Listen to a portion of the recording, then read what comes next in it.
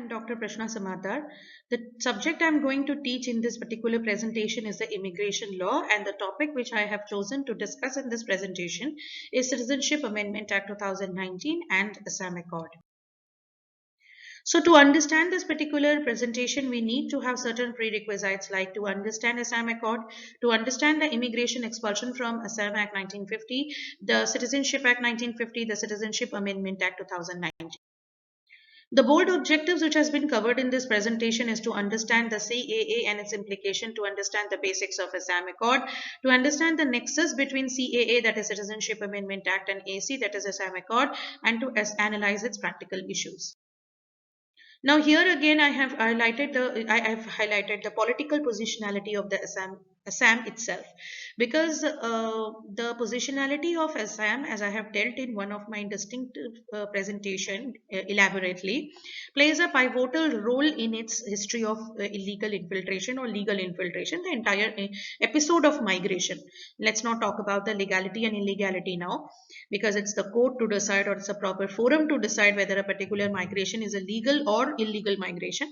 But as in terms of immigration is concerned, if somebody has a question that why Assam is the state which is highlighted in terms of whenever immigration is discussed in terms of Indian context.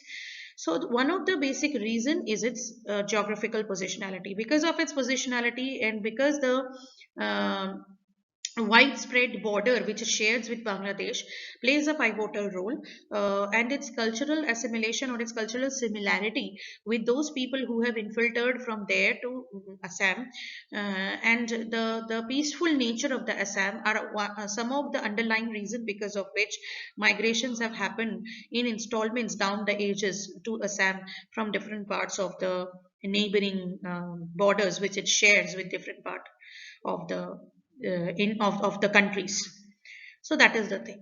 Then here also I have it has been highlighted that India Bangladesh border, the orange border is the entire India Bangladesh border. So we can see that they share the border with West Bengal also, they share border with Tripura also. But why people generally don't infiltrate to West Bengal? But that's not the case that they don't at all infiltrate. They of course infiltrate, but West Bengal is a much politically active state. Obviously, Assam is also a politically active state, but Bangladesh, Bengal has a history of partition. Bangladesh has come up after partitioning from West Bengal itself. So people have their very bad past. They have seen remorses, so they don't want to recollect those remorses. They want to start a life afresh where they will not be facing any kind of persecution in their rest of their life. So keeping that thing into consideration, or no, don't nobody wants to revisit the kind of horrors they have visited in their young days. Those who are old generation people now, they would be saying that when I was young, I have seen the days of partition. So obviously nobody want to recollect those horror days. So these are some of the underlying reason which, because of which, the in spite of the fact that Bangladesh shares a widespread border with West Bengal, the infiltration rate, in spite of that widespread border, is much in Assam in comparison to West Bengal. Now, this is 6A of Citizenship Act, which is actually dealing with the concept of Assam Accord. After Assam Accord was signed in 1958, this particular 6A was inserted. So 6A basically deals with the special provision as to citizenship of person covered by Assam Accord. So they have actually given place to Assam Accord, and really central government has really given much praise to Assam Accord, and given it can be well seen that it has placed itself in the Citizenship Act. So according to that, Assam means the territories included in the state of Assam immediately before the commencement of the Citizenship Amendment Act 1985, through which Assam Accord was included. Detected to be a foreigner means detected to be a foreigner in accordance with the provisions of Foreigners Act 1946 and Foreigners Tribunal Order Act Order 1964 by a tribunal constituted under the said order. Specified territory means the territory included in Bangladesh immediately before the commencement of the Citizenship Amendment Act 1985. A person shall to be deemed to be Indian origin if he or either of his parents, any of his grandparents were born in undivided India. A person shall be deemed to have been detected to be a foreigner on the date which a tribunal constituted under Foreigners Act submits its opinion to the effect that he is a foreigner to the officer or authority concerned. Okay, so these are some of the, now this is very important, subject to the provision of subsection 1, 6 and 7, all person of Indian origin who came before 1st January 1966 to Assam from the specified territory included such of those whose names were included in the electoral roll for the purpose of the central election to the House of the People held in 1967, who have been ordinarily resident in Assam since the dates, Assam shall be deemed to be citizen of the India as from 1st January 1966.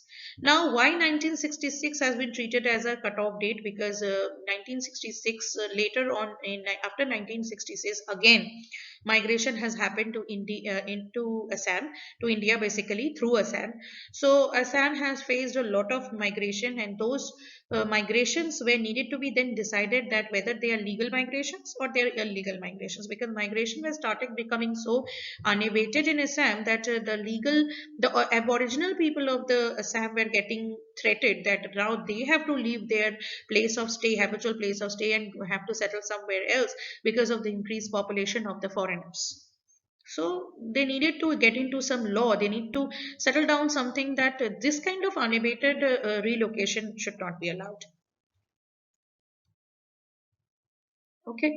So this is why this Assam Accord was entered, and 6A was inserted in Citizenship Act. And through Assam Act, it was very much important to determine that who is a foreigner, how a foreigner would be determined as a foreigner itself. So these all things have been treated over here. So these are the details which has been dealt. Now this is Citizenship Amendment Bill CAA, or the National Register of Citizens. Now, this concept of National Register of Citizens was a very scientific method adopted by Indian government, but ironically, to because they wanted to update the citizenship status of each people every financial year. But what happened, maybe due to any political reason, or maybe due to an indolent attitude of the central government, or may they have overlooked this issue, they didn't found this issue any more important, or they found that this updation becomes very cumbersome job, they did not updated NRC. Neither they took up, although this NRC is not a new concept. It would be wrong to say that NRC is a new concept. NRC is a very old concept, and it has come only during the time when Indian Constitution got executed in the year 1950 itself. NRC was came into existence, but as I said, due to various aspects, that it may be political, it may be apolitical, but due to various aspects, the concept of NRC became a stalemate. It took a backseat, and it became only contextual just 4 to 5 years ago, when it was pointed out that Assam's infiltration is crossing the limits. The way in which people are getting into Assam and establishing their homes and settling down there so easily, assimilating with these people so easily, then there is no check, there is no kind of scrutiny, or there is no kind of audit which is going on. So it becomes very tough for the people to see, to determine. Okay, so these are something which is you this is something which is like become very contemporary to decide, became very contemporary to decide. And later on the government, the existing government have decided to come up with the issue of CAB, that is Citizenship Amendment Bill. And with this bill they started adhering to this point that the Hindus, or the branches of Hindu people, basically people of Hindu community, uh, must get a safe shelter in India at least, so that those countries where they are in minority should not be treat them, and even if they treat them so casually, they must feel it that India is a place where they can get a safe haven. So this is there are